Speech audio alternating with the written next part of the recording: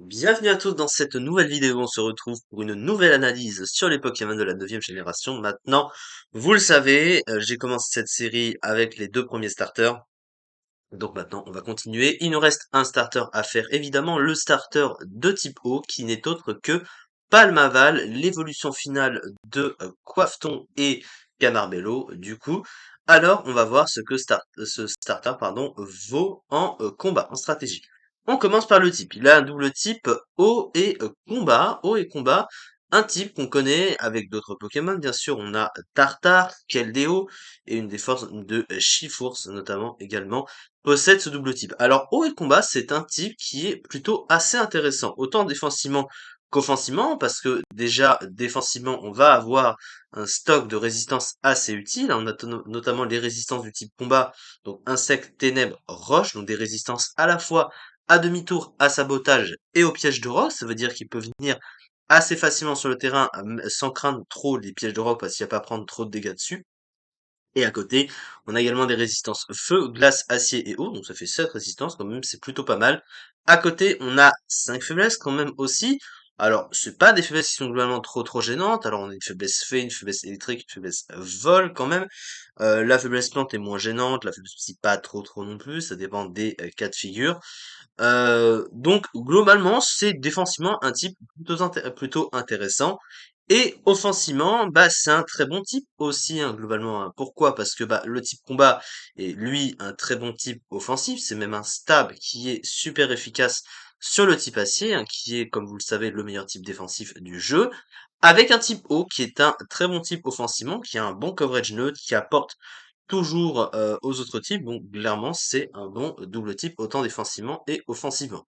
Maintenant sur le plan des talents, alors déjà on va commencer par Torrent parce que c'est le talent de tous les, starters de type eau qui booste de 50% les attaques de type eau s'ils tombent à moins d'un tiers de sa barre de vie, mais en général c'est assez rarement utilisé. À côté, il possède un talent Impudence du coup, Impudence qui booste d'un cran l'attaque à chaque fois qu'il met un Pokémon KO.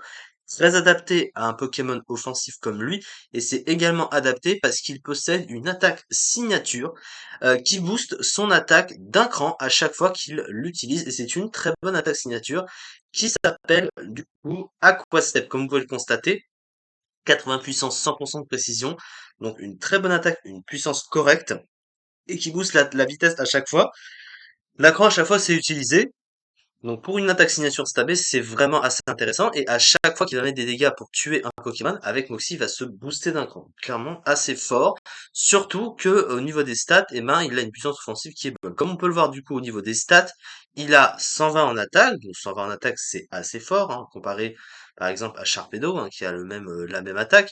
120 d'attaque, c'est la même attaque qu'Arceus, hein, donc c'est une bonne base d'attaque assez solide, donc il tape assez fort.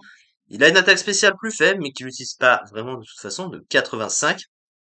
À côté, il a un bulk de 85, 80, 75, donc un bulk qui est correct, il n'est pas incroyable, mais il reste pour un Pokémon offensif, il prend pas trop cher parce qu'il a quand même de bonnes résistances, comme j'ai pu le dire, et aussi sur les pièges de roc, c'est plutôt pas mal. Alors, il a une vitesse faible, c'est vrai que 85 en vitesse pour un Pokémon offensif, c'est vrai que c'est moyen, mais il a l'accès notamment à Aqua Jet, donc il a une priorité stabée, et Aqua Step qui booste la vitesse d'un cran à chaque fois qu'il s'en sert. Donc finalement, il a de quoi le compenser. Sur le plan du Moonful, globalement, il a pas grand-chose, mais il a quand même des trucs qui suffisent, on va dire, globalement. Il possède sur le plan des stats, donc du coup, Aqua Step, son très très bonne attaque, Aqua Jet, la priorité, bien entendu. Il a également une attaque qui baisse l'attaque de l'adversaire d'un cran à chaque fois qu'il utilise ses Chilling Water, douche froide, je crois, en français, 50 de puissance, 100% de précision. Le seul problème, c'est que c'est une attaque spéciale, et du coup, eh ben, c'est moitié pour un Pokémon qui tape sur le physique. Sur le plan du type combat, close combat, évidemment, bon, ça, hein, inutile de préciser pourquoi c'est fort, bien entendu. Il possède également l'accès à une attaque qui n'existait pas avant, qui fait partie des nouvelles attaques. Ice Spinner, une attaque glace avec 80 de puissance, 100% de précision. Voilà, et qui met fin du coup aux effets du terrain aussi, s'il y en a un, assez efficace du coup pour passer les Team Dragons qui ne pourraient pas passer avec le reste. À côté, il possède aussi notamment Rapace, par exemple, un petit coverage de vol.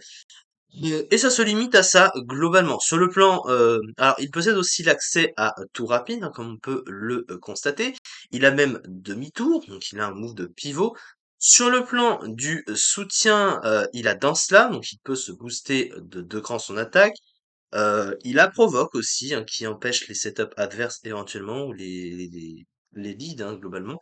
Mais comme il a accès à tout rapide, donc du coup, voilà, il y a ça aussi. Donc Provoque et tout rapide, quand même, c'est intéressant, l'accès à demi-tour, de bons stabs, une bonne attaque signature, une petite priorité. Donc il a un move pool qui est suffisant pour ses rôles, qui est un starter assez intéressant pour un starter de type O, même si après, il va dépendre un petit peu de certaines choses pour notamment au niveau de la vitesse, hein, il va devoir placer son attaque signature pour être un peu plus rapide, parce que sans ça, c'est vrai qu'il pêche un petit peu, mais globalement, bah, il a Moxie, un bon talent qui va avec un Pokémon offensif comme lui. Donc c'est un Pokémon qui peut, s'il se place, être assez dangereux, donc un Pokémon plutôt intéressant à voir. Où est-ce qu'il se placerait? En Overuse, bah, il serait peut-être concurrencé par beaucoup de Pokémon offensifs, ce qui est un peu le cas globalement dans cette neuvième génération et dans son metagame. Donc peut-être qu'il serait pas forcément en overuse à cause de ça. Mais en underuse, c'est pas impossible, hein, à voir ensuite par la suite. Parce que c'est vrai que des Pokémon équivalents, par exemple Keldeo était underuse, mais Tartare était beaucoup plus bas. Hein, parce que lui, bon, bah, c'était un peu plus compliqué en termes de stats. Mais bon, au moins lui est plus intéressant et je pense qu'il voilà, il se détacherait, enfin, il serait pas si mauvais que ça. Voilà en tout cas pour cette petite vidéo et du coup à partir des vidéos prochaines eh bien on attaque le reste des Pokémon, les Pokémon suivants après les starters dans l'ordre du Pokédex évidemment. Merci beaucoup de m'avoir suivi pour cette vidéo et à très vite pour la suite.